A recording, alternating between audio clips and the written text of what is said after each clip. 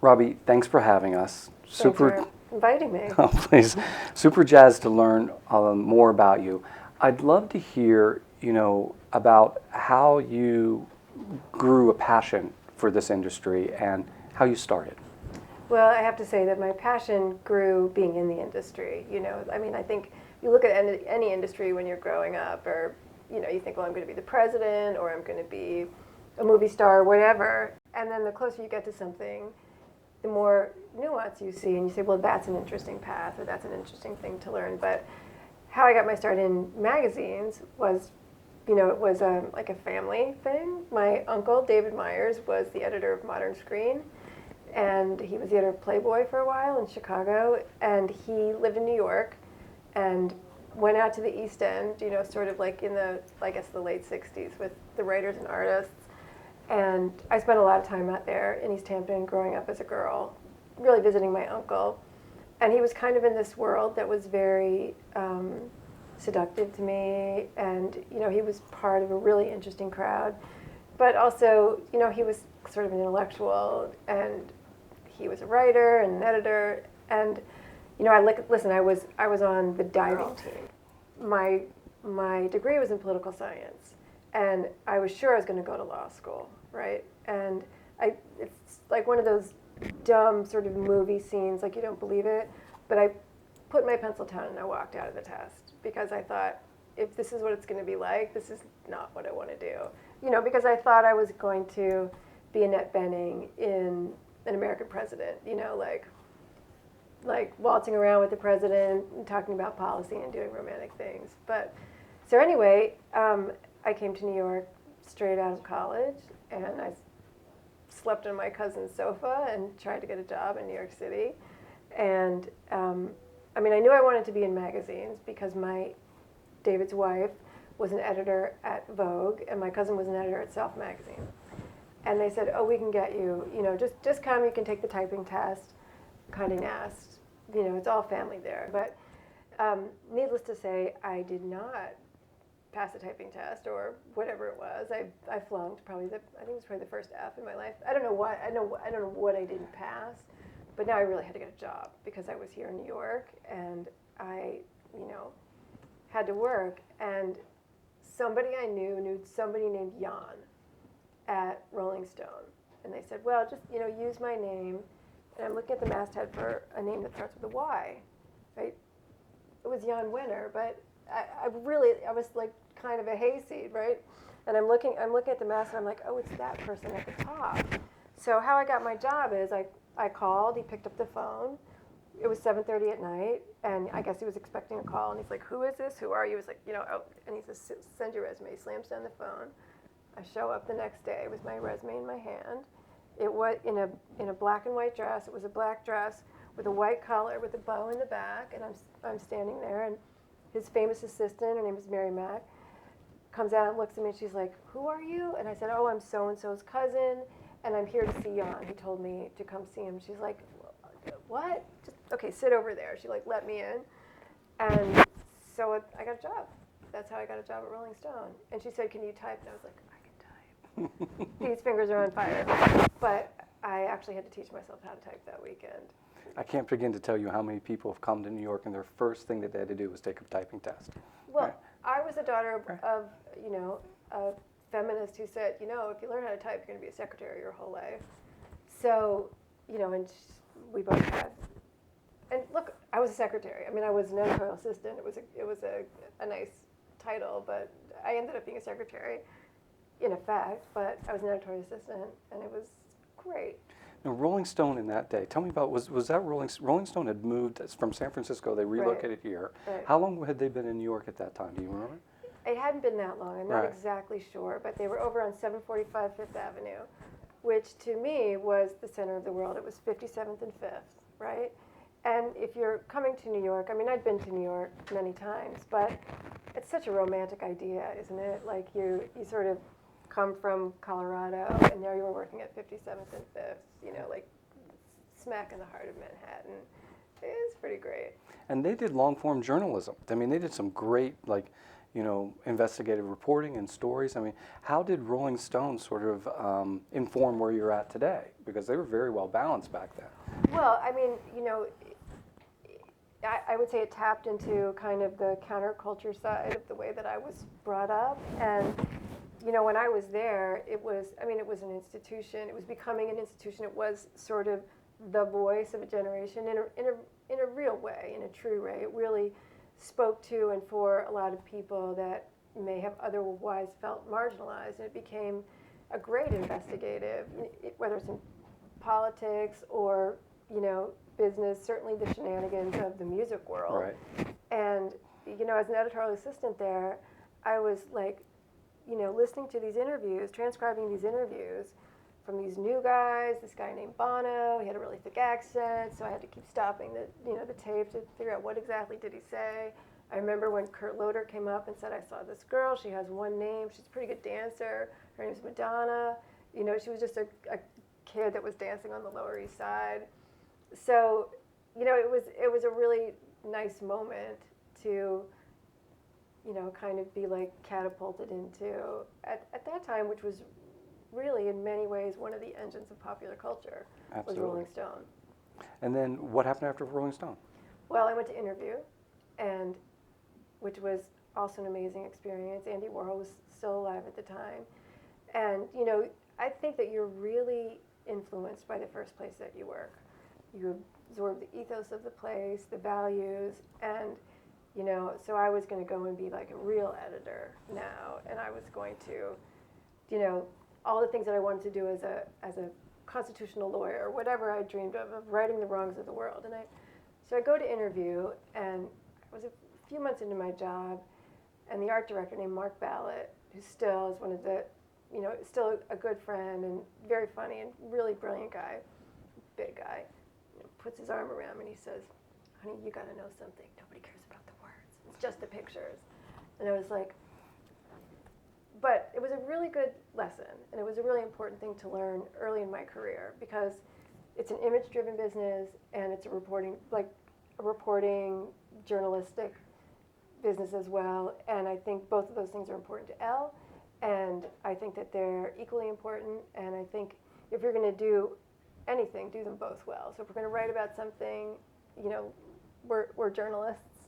If we're going to take a picture of something where we want it to be beautiful, but also new and meaningful and interesting, and let's be exceptional in everything that we do. And did you see a lot of that exception at Interview during that time?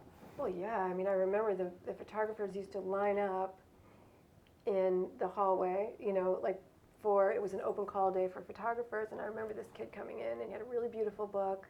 His name was David LaChapelle. He'd never shot anywhere, and he was, and I remember everybody sort of standing around, one of the big art tables that was it was like an open space there at the time, and just seeing how the talent developed, seeing who was around Interview, because it was a building that went from 32nd Street to 33rd Street. And so the Interview, the magazine side, was on 32nd Street, but the factory side was on the second half of the building, and it was kind of this amorphous, sort of like fluid kind of group of people coming in and out, whether they were on the portrait side, the artist side, or at the magazine side. So, there would be young Kennedys around, and Grace Jones would just sort of like come in, but then you would have, all these interesting and exciting people from the fashion world, and everybody just sort of hung around. I can't explain it. I don't see it anymore, in the world that I'm in right now, but people just kind of came in and y'all went out together, but part of that was also the time it was, and, Sure. and my age too, Right. unencumbered. But I mean, I was sent on a shoot to assist Robert Mapplethorpe, and I'd seen his work before I'd ever met him, and the studio was absolutely pristine, beautiful, and he worked. It was almost completely silent. I mean, it was so quiet. I mean, there was a tiny bit of music on, and he was shooting Patty Hansen. So, she was a pretty important model at that moment. And she came in, she had on jeans and maybe like sort of just, she wasn't modelly looking yet. And I looked at her and I thought, oh my God, she's a really pretty redhead like my mother. I mean, that she was very pretty. My mother was really pretty. And then, so I watched, the hair and makeup, like the process, and it took 2 hours. And I thought, oh my God, like, that's a movie star, right? And she had just had a baby, so she was holding her baby. And it was a great experience to see how he worked. He was quite gentle and really kind. And, because the images he was getting known for at that point were, tough images. Sure. And I don't want to say brutal, but, Mm-hmm. confrontational, Mm-hmm. to say the least. And here he did this beautiful portrait of a new mother. And how did you evolve from Interview? I'm sorry? What happened after Interview? Well, I left Interview to go run a magazine called Careers. And I remember everybody that I worked with was like, you are never going to get into a nightclub again, ever. Like, what are you doing? And I said, I'm 25 years old and I'm going to be the editor of a magazine. This is what I want to do. So literally everybody was like, you are not my friend anymore. That's not really true. I mean, we were still friends and I still, got to go to okay places. But I was going to be the editor of a magazine that was run by the heir to the Stetson hat fortune, okay? And it was something he was doing for teenagers entering college. Like, it's time to start thinking about careers, kids. Like, what are you going to do? So, but really, I got to run a magazine by myself. I was only there for about 9 months because I got a call from 17 magazine, and it was a bigger magazine and there was more money for me and had a bigger budget and things like that. So, because I've been working in the young adult space, I went to 17 and I was there for some time, and that was really interesting because 1 out of every 2 teenage girls in America read that magazine. And that was that was the conscience of young women, I have to say. There was nothing that wasn't taken on at 17 magazine, and it was perceived as kind of sweet, but this is a magazine that put presidents on the cover with their daughters, sometimes not. And the thing that was so striking about it was there was a 2-person reader mail department, and they literally thousands of letters a month from young girls, and most of them were like, how do I get a boy to like me, like how do I get on with my friends? But some of them were very serious, having to do with things like incest and sexual abuse, and it's like, so-and-so is doing this to me, I don't know what to do. And 17 functioned almost as kind of a social service. There, very good relationships with the states, if you will, about things that were going on, like reaching out to various social services and human services, helping them, which is just to say that these young girls believed so strongly that 17 was on their side and would help them. They would talk to things they wouldn't talk to their parents about.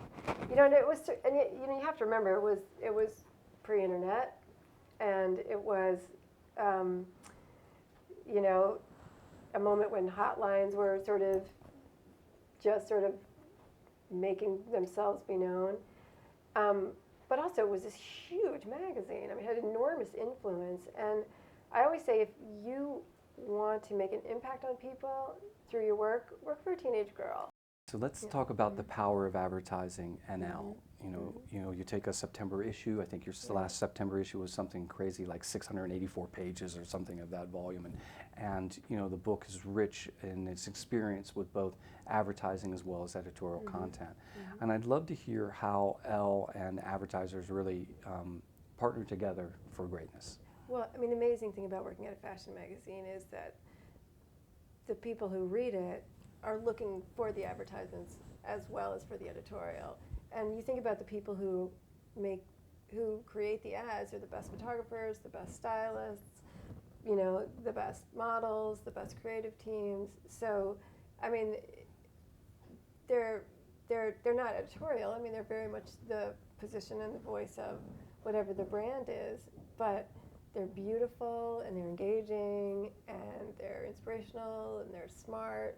And, in terms of how we work with our advertisers, I mean, here's a secret. Okay, everyone's talking about native. we shoot our advertisers. You know, like we have covered our advertisers for a long time, meaning we have the best advertisers, we have the best fashion companies that want to be in the magazine, and you know, we're doing our job as editors. We're going to those shows. We're sitting there. We go to the Reese's. We go, you know, look through the collections and pick what we think are the best things. And however you want to point a finger and say, oh, well, you cover your advertisers, it's like, absolutely yes. We love Vuitton. We love Chanel clothes. You know, like they also are created by the best designers in the world, and they have their own great creative teams. So it's, you know, that's kind of one of the great things about working in fashion is that they're image makers as well, and you know, we're inspired by them, and you know, we want, as I said about magazine, it's a physical product.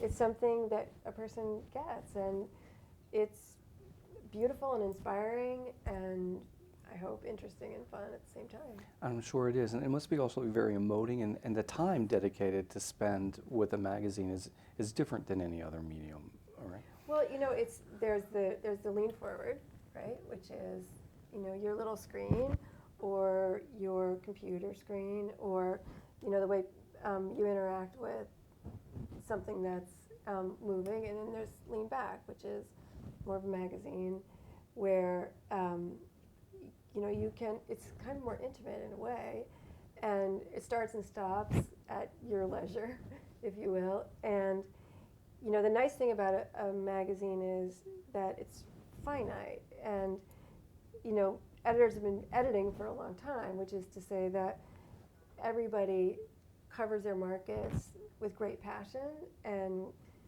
a lot of books are being released this month, a lot of albums, a lot of movies, 100,000 pieces of clothing in a given season.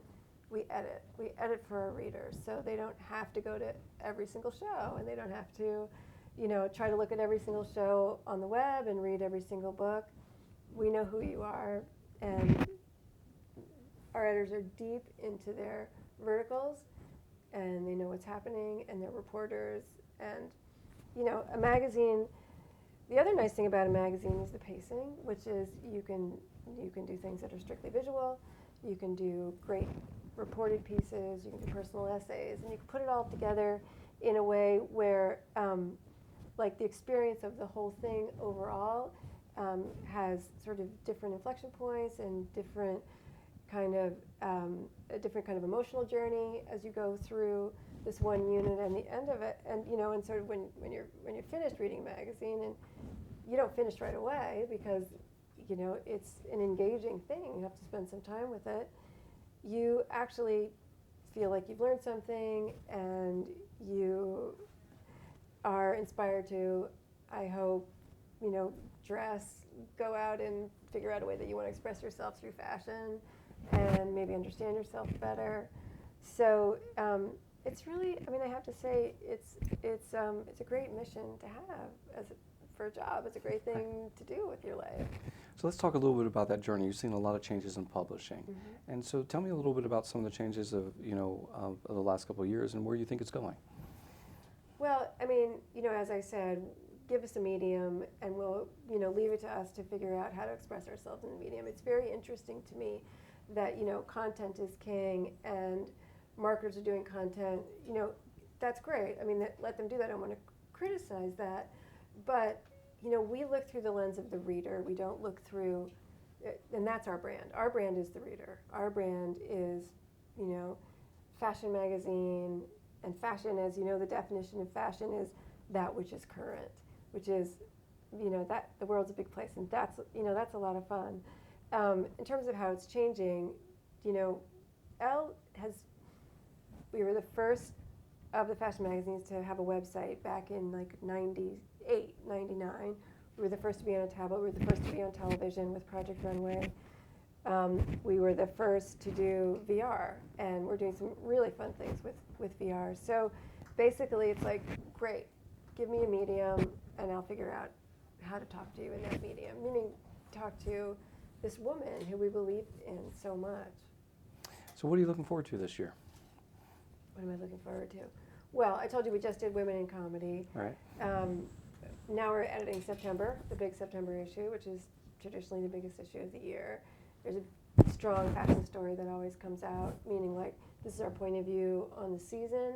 It's so interesting now with the whole see now, buy now, see now, wear now movement that's happening. I mean, media, social media created all kinds of interesting new challenges and realities for fashion and for publishing, and that's fun. I mean, it's fun to try to sort of break apart these puzzles and then rebuild your relationship to both the reader and the advertiser.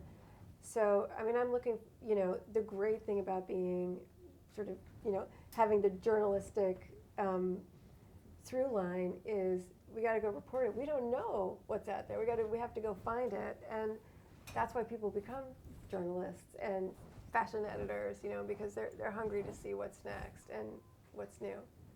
Great. Listen, thank you so much for spending the time with us today. Thank you. Okay. Thank you. We really appreciate it.